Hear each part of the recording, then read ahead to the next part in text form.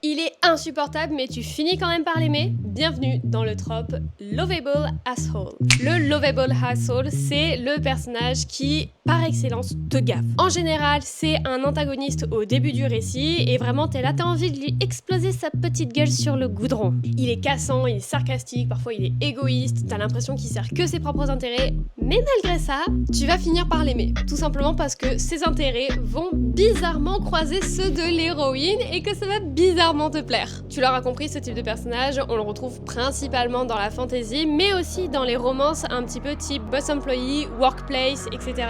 Et c'est un excellent personnage pour créer une véritable tension tout au long du récit. Bonus, si tu instaures un deuxième love interest qui a tout autant, voire plus de chances de finir avec la protagoniste. Typiquement, Lightlark, tu ne sais pas avec qui Isla va finir. En bref, un trope qui se marie très bien avec tout ce qui est triangle amoureux, mais il y a quand même deux petits points à vérifier avant d'écrire un personnage comme ça.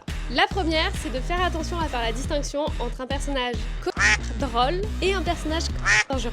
En gros, si il est sarcastique, s'il envoie des pics à la protagoniste, ok, passe encore. Et si dans un autre cas de figure, il met la protagoniste en danger, ne s'excuse pas, etc., ça c'est juste un brûler la main de la protagoniste sur une plaque, ça ne fait pas de lui quelqu'un de torturé, ça fait juste de lui un psychopathe.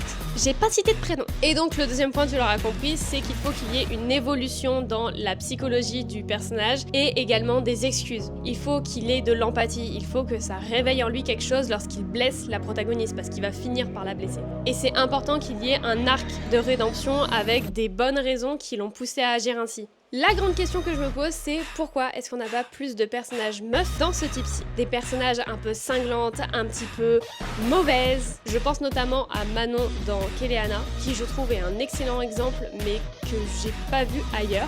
Donc si t'as des recommandations avec des personnages lovable asshole qui soient masculins ou féminins, dis-les moi en commentaire. On se retrouve demain pour la prochaine trope, et comme d'habitude, si tu veux pas la louper, abonne-toi!